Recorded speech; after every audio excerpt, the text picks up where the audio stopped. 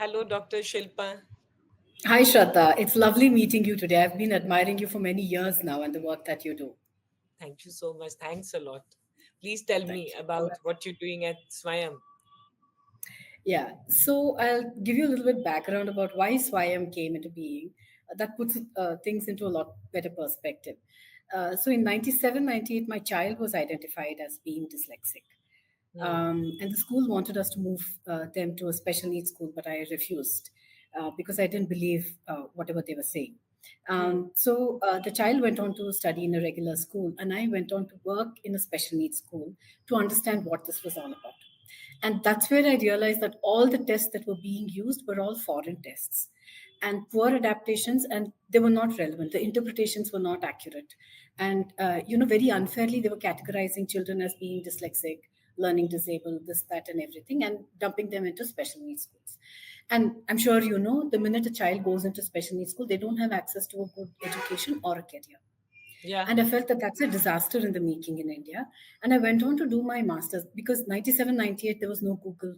We couldn't get information easily. And then I went on to do my master's in psychology. And even the textbooks there was hardly any information. And by then, I was very disillusioned with Western psychology because if you look at the theories that they've propounded, very wonderful theories, lots of therapies that they've come out with, no doubt about that.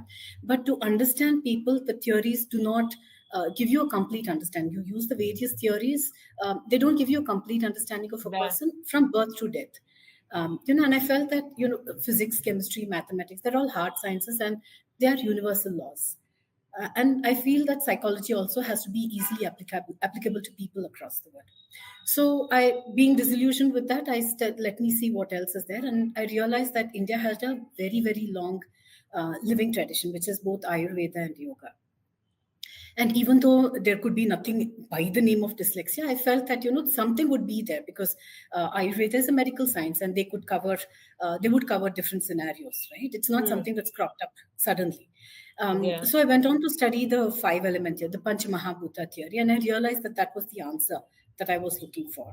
Went on Hmm. to study the Vedic knowledge system. So I studied the Vedas, Upanishads, Bhagavad Gita, Ayurveda, yoga, Sankhyan philosophy, imported those concepts into the domain of psychology, and then built tests around that.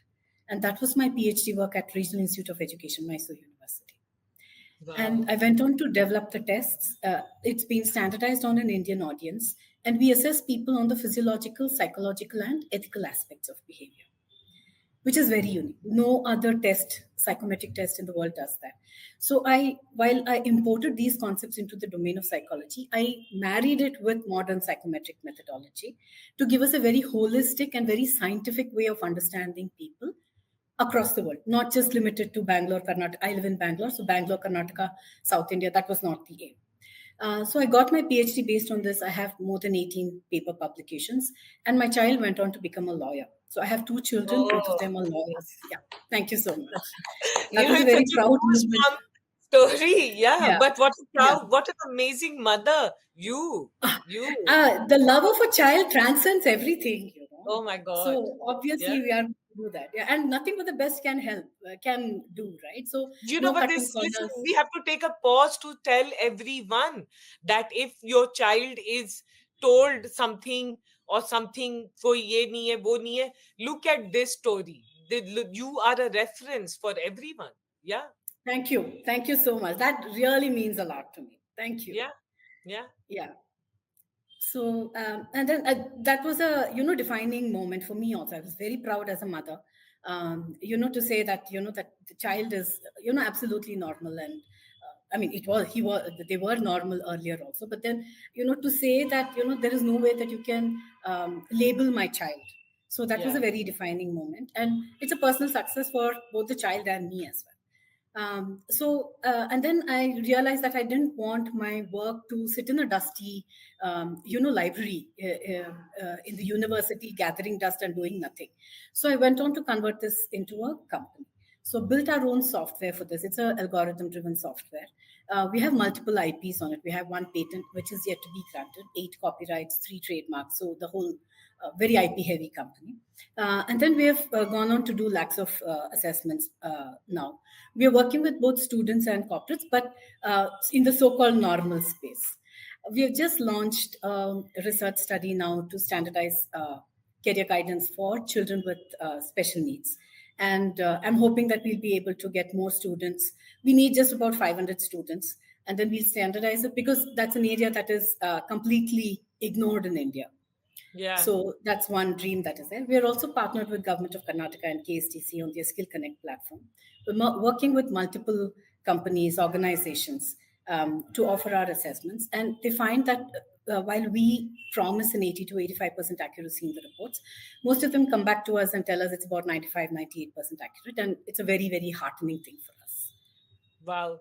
Yeah, Listen, uh, Dr. Shilpa, I'm just saying that this is real impact, no? This is like genuine, and it came from somewhere you refuse to, as a mother, accept. And yeah, today, yeah, this this is so genuinely transformative for so many people. that's right. Yeah. How can we have more adoption? What do you think? How will this grow more? What do you suggest? What do you think will it take to grow it more? I think awareness, and I'm hoping with your story and you, interviewing me, that awareness should just balloon now.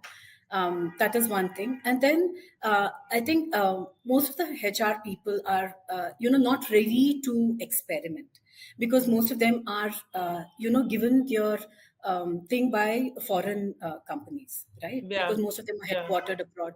So the mandate from the foreign HR who's sitting abroad is to use those tests, which are not yeah, applicable. yeah. And none of them are ready to experiment. None of them are ready to even understand the kind of validity and reliability and the accuracy, credibility that we bring to the table.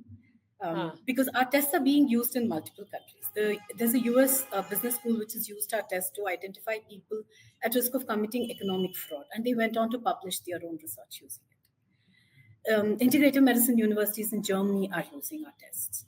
So, and that's a very proud moment for me as well, because Yeah, those kind of internationally it's being accepted, and it's pretty well known in the market, in the academic circles.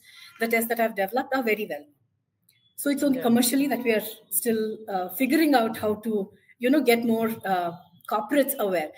Essentially, in the higher level, in the leadership level, the CEO, CXO level, they're all very, very excited about using Gita philosophy of management, trying to understand how they can improve, how they can contribute better to society and all that.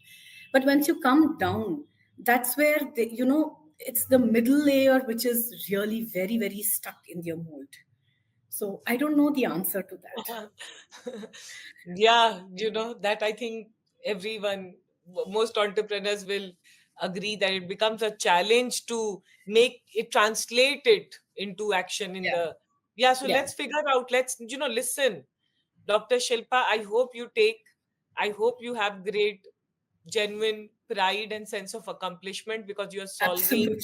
for Yeah, so many people. Like, and let's see how we can take this to the world. sure, Yeah, sure. would love to But talk to then, you more. but since Yes. we are not a manufacturing company, we don't come under startup India, made in India kind of a thing, So maybe some, because services is a very big thing, and this is completely made in India.